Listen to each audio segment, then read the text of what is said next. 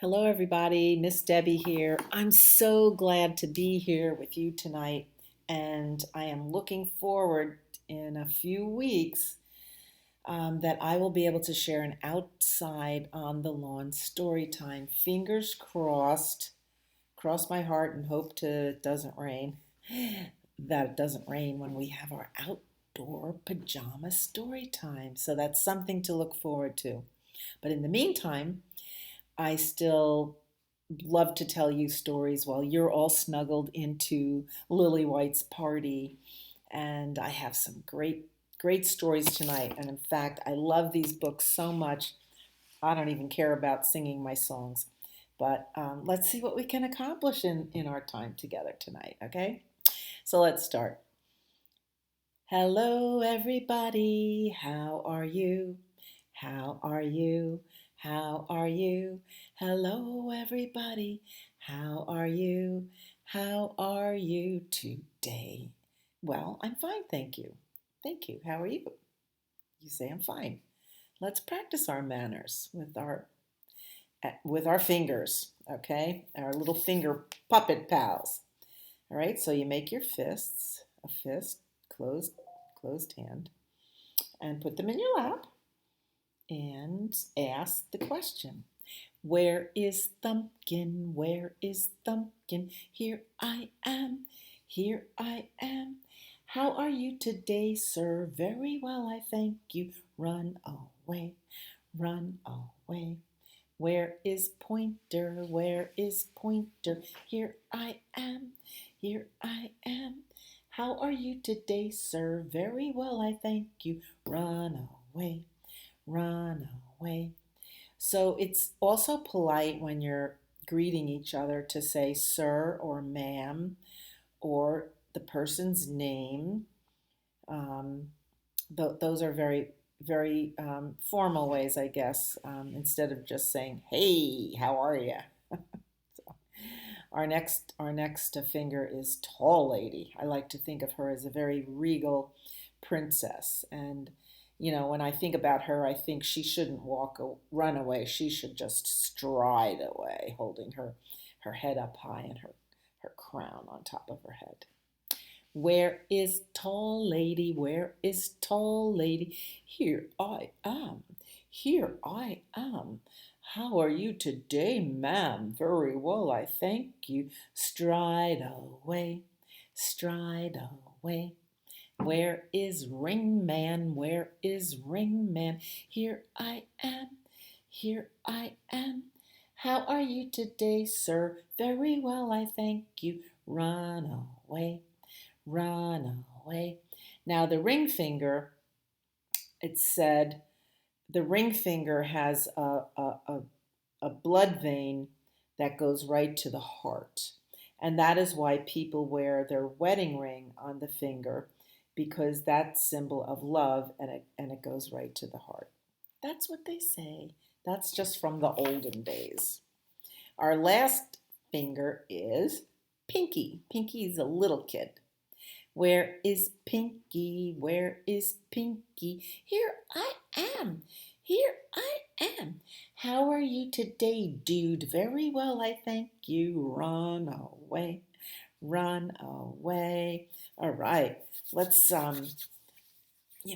rub your hands together. You could rub each of those fingers, get the blood circulating. Then your fingers won't get so stiff. Rub your hands for some energy. Ah, feels so good. Yeah, it's good to get the energy going in your body. Energy is also called chi. Chi. Our first book tonight is Rabbits and Raindrops. We've had some rain lately.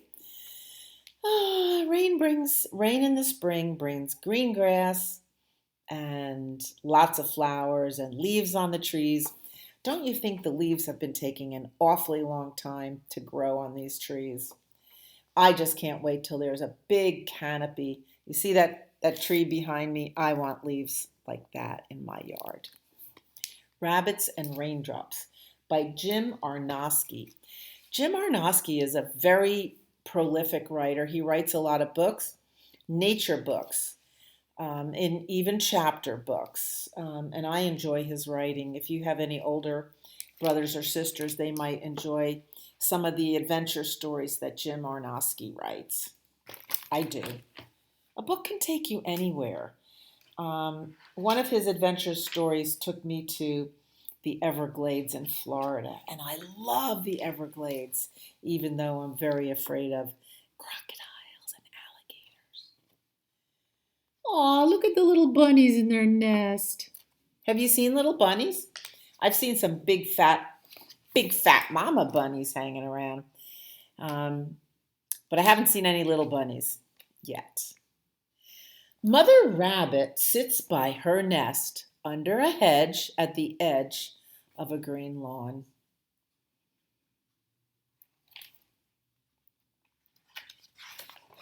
Her 5 babies are ready to climb out of the nest for the very first time. Whoop, he's looking at a caterpillar. What do you think bunnies eat? Grass. Mother Rabbit hops out into the bright sunlight. Look at those back legs. If you ever saw a rabbit run, it's just like those legs are so strong and they boink, push the rabbit right ahead. One after another, the 5 baby rabbits hop out onto the lawn. The pictures in this book are just incredibly beautiful. By the way, you can borrow this book right here at the New Providence Library. They nibble clover, blossoms, and leaves. Well, there you have it. They nibble on the clover, blossoms, those pretty little white flowers, and leaves. They meet grasshoppers, spiders, and bees. All of a sudden, the sky turns dark and big, heavy raindrops begin to fall. A rabbit's fur is not waterproof. Baby rabbits can become soaked and catch cold. So Mother Rabbit hurries her babies back under the hedge. I think a rabbit nest is called a burrow. From their dry shelter, 5 baby rabbits watch the rain pouring down. I'll bet you look out the window when it rains too and just watch the rain pouring down. It's kind of fun. A butterfly flutters in under the hedge and rests on a dry leaf. Butterflies don't like to get wet. Soon others come inside out of the rain. Let's see what we can see. I see a hummingbird. I see a cricket. And our butterfly is up in the corner. Out in the shower, honeybees buzz by, flying between raindrops to stay dry. I'm going to check that out. Next time, well, when the flowers in my garden grow and it's raining, I'm going to go see if the bees come out in the rain.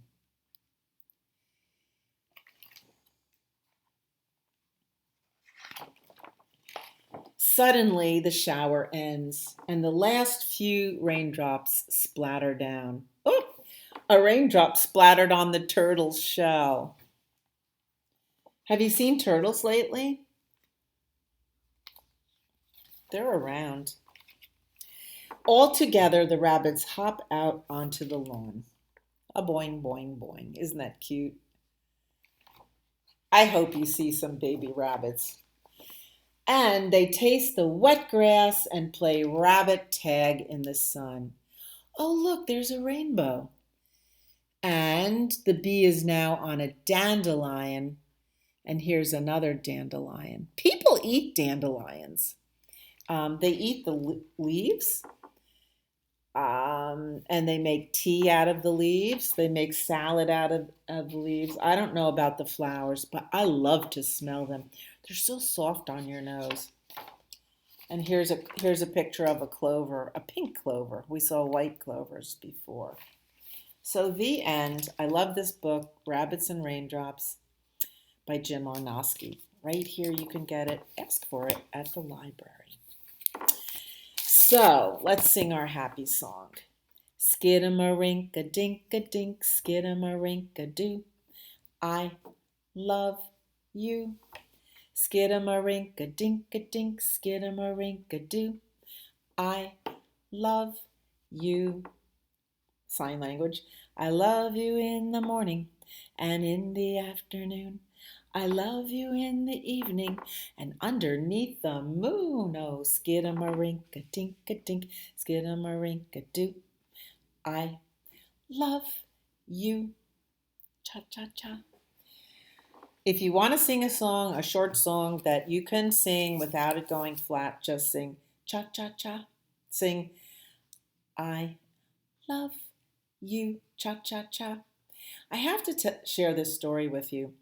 Over the past several weeks, we've been hearing squirrel stories, and even the one story was called "Those Darn Squirrels," about a man who, couldn't stand the squirrels eating the bird seed, and then there was the little girl who didn't like the squirrels eating her bird seed, but then she found out it was a mommy squirrel with babies.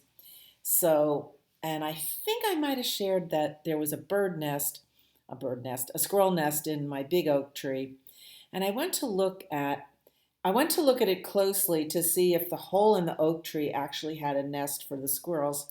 And that's when I noticed that the dray or the squirrel's nest was gone.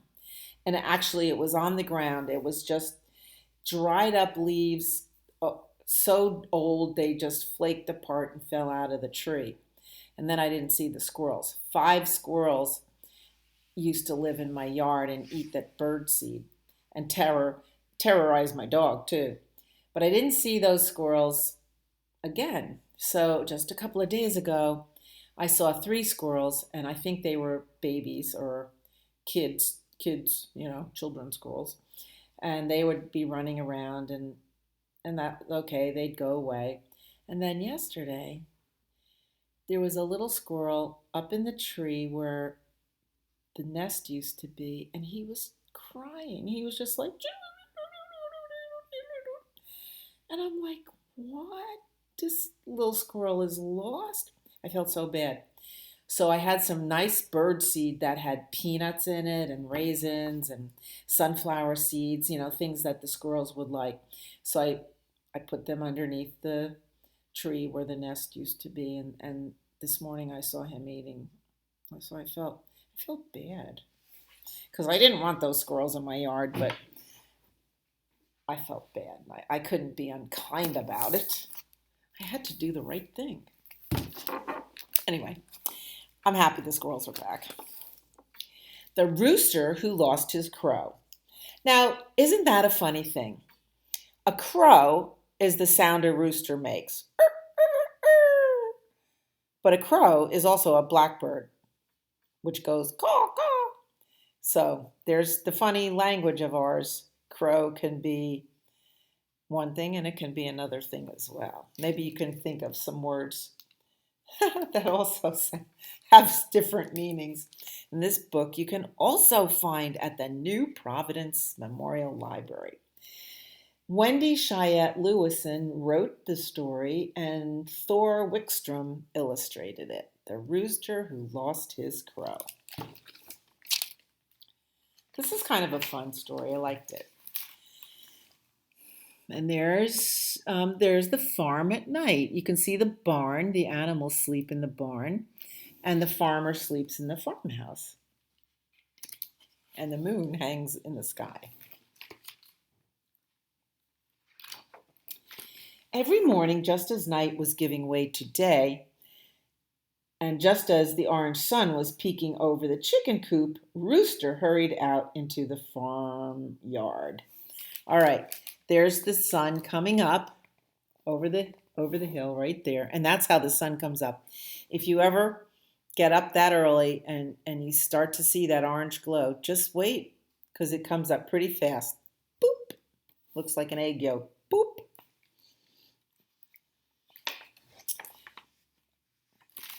Okay, so Rooster ran quickly past the hens in the hen house They were clucking, past the pigs in the pigsty, they were oinking, and past the cows in the barn, they were mooing, and past the farmer in the farmhouse, sleeping.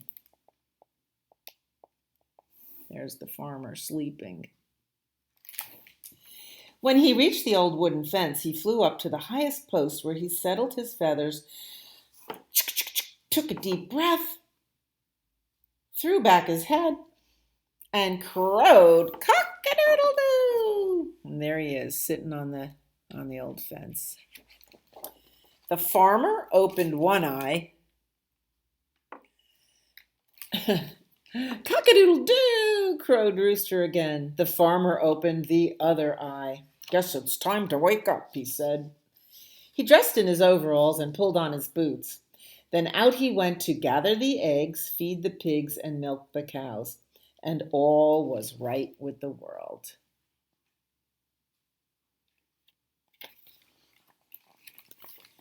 Until one morning when Rooster flew to his post, he settled his feathers, took a deep breath, threw back his head, and started to crow. Suddenly, a tiny bee flew right up in front of Rooster's open beak.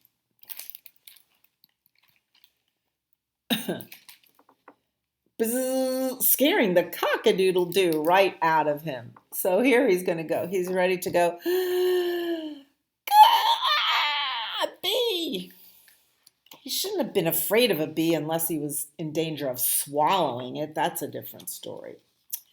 I'll try again, said Rooster. So he settled his feathers more carefully, took a deeper breath, threw his head back farther, and tried again. But nothing came out, no sound at all, not even a little tiny peep, peep, peep. Now, isn't that cute? Because a rooster would certainly start out life as a little chick who goes peep, peep, peep, peep. And then he grows up into this big, colorful bird that goes.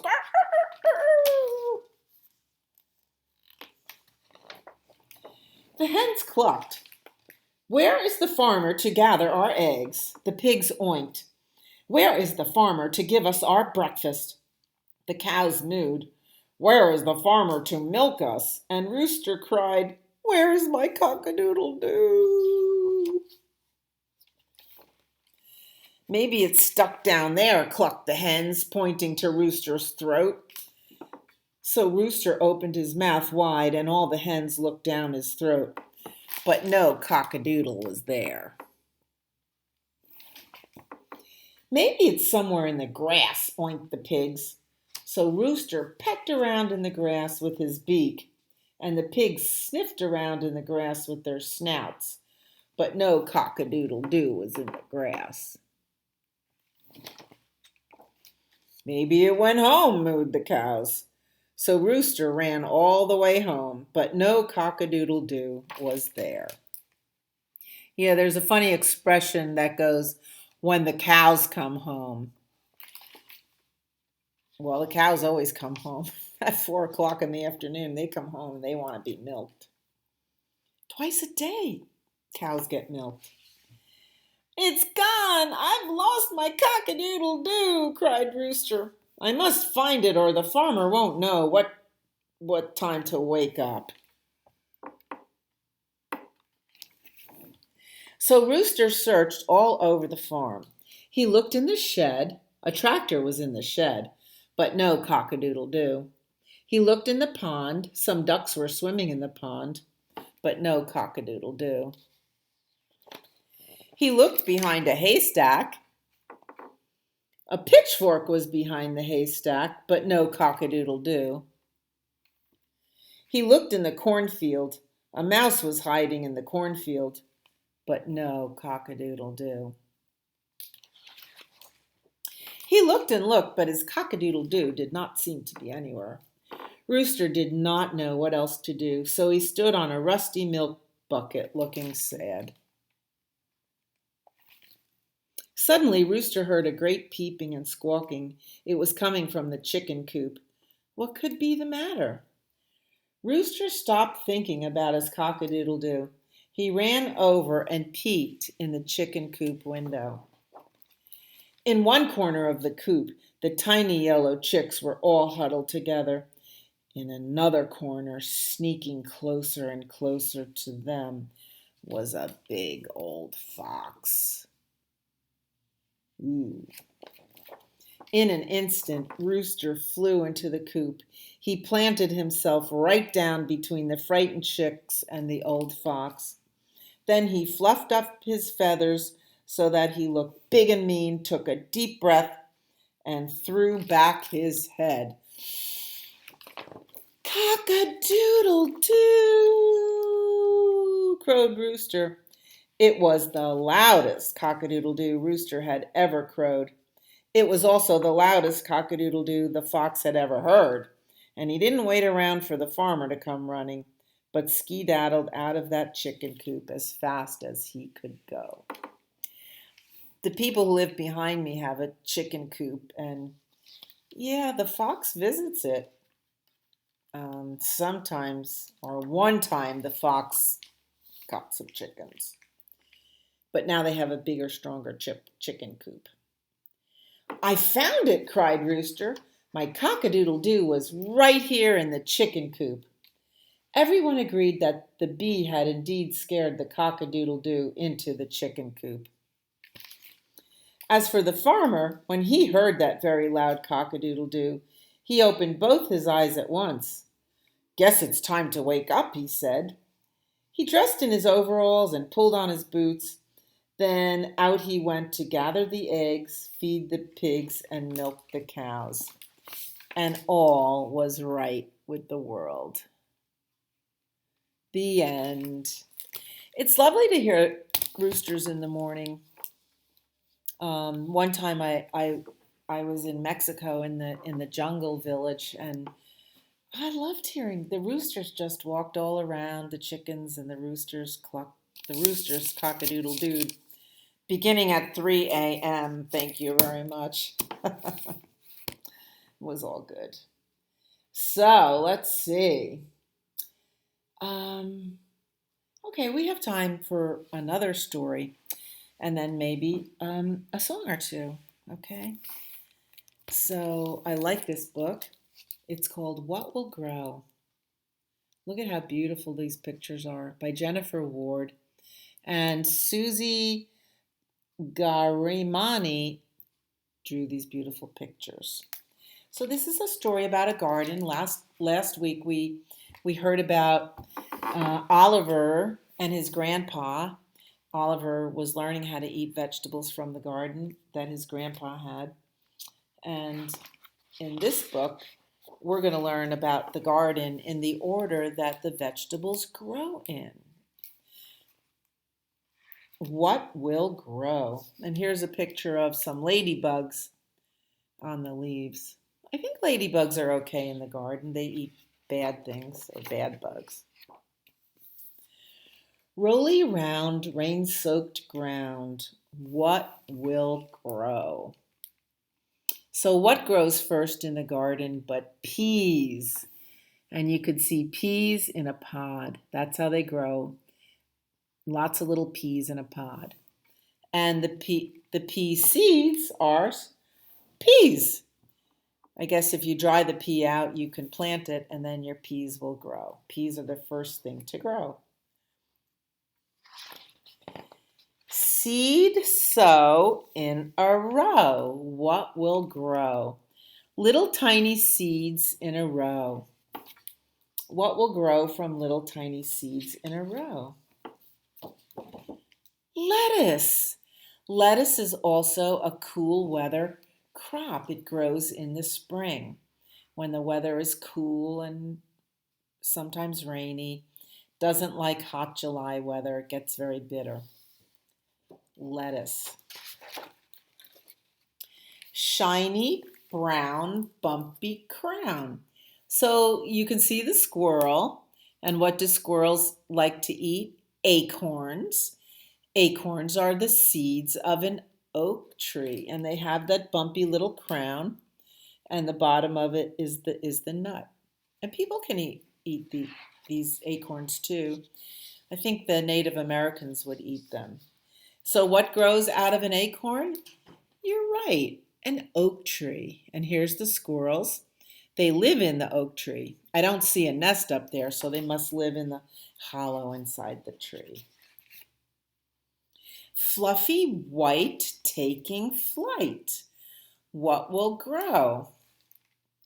Well, these are dandelion seeds. Here's dandelions. That's what grows from those little seeds.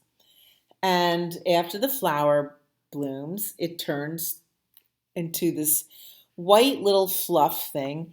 And you love to make a wish and go blow it all off.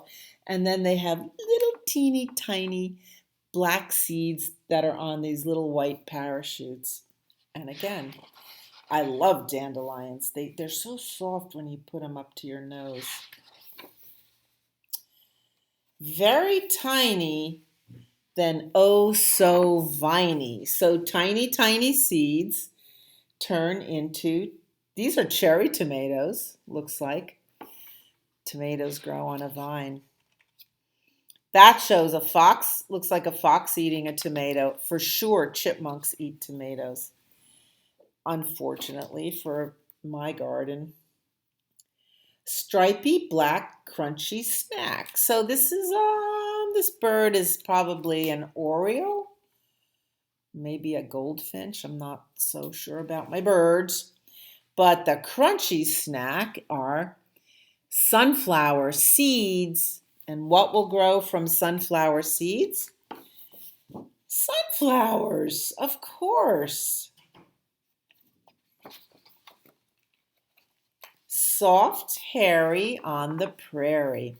A prairie is a wide open flat space. And what will grow in a wide open flat space that's soft and hairy? Milkweed. Milkweed is very important because, do you see that butterfly? That's a monarch butterfly, the orange and yellow with the white spots. Very important endangered butterflies, and they lay their eggs on the milkweed, and I guess they eat it as well. So I planted the first milkweed in my garden last year, trying to create a habitat for butterflies. Peck, peck, peck, dark speck. What will grow? Well, there's a hint. Look at that. It's the inside of an apple. And if you ever looked at the inside of an apple, those little teeny tiny brown seeds will grow into an apple tree. Isn't it amazing?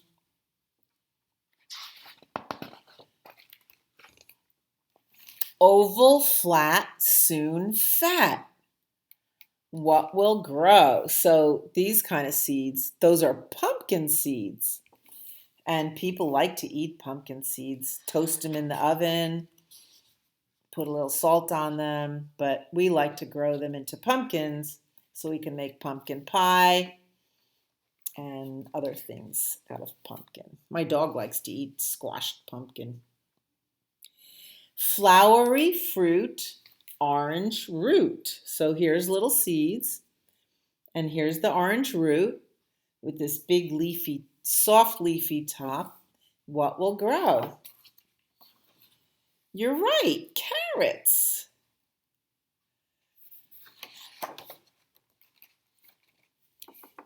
Beige bead, chunky seed. What will grow? Radish. I love radishes. Snug, tight, paper, light. Well, in this particular pine cone, in each of those little pine coney pieces, lives a little seed that's attached to something that looks like or feels like paper. And when the pine cone is dry enough, those seeds come out and they blow away in the wind. What will grow out of those?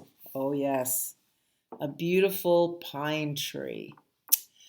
And this is a beautiful picture of a pine tree in winter. I love that picture. Dark, deep, fast asleep. So under the earth, you can see all those seeds are sleeping under the earth. And this is probably a mole. He sleeps under the earth. The worms sleep under the earth. And so do the ants. Ants are busy. But my garden lives there. And here, this is a beautiful flower garden, but I think it has all the items that we talked about. And a rainbow. Rainbows are pretty, aren't they? The end. I like that book.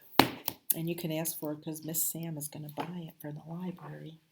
Ay, ay, ay. So, let's get ready for Lily White's party, shall we? Oh, you know, that's where we dive into our bed and fluff up the sheets and grab the pillow and push our face into the pillow and smile and laugh and curl up because bedtime is a party. It's a sleeping party. Anyway, this is the way we wash our face, wash our face, wash our face. This is the way we wash our face before we go to bed. This is the way we brush our teeth, brush our teeth, brush our teeth. This is the way we brush our teeth before we go to bed. This is the way we comb our hair, comb our hair, comb our hair. This is the way we comb our hair before we go to bed. This is the way we blow a kiss, blow a kiss, blow a kiss. This is the way we blow a kiss before we go to bed. I'm ready for bed. You know, a good story makes me just want to settle in. After I hear my stories, I just like to lay my head on the pillow and think about the stories and think about the pictures. Think about what I'm going to do the next day. Think about what I did today and how much I accomplished and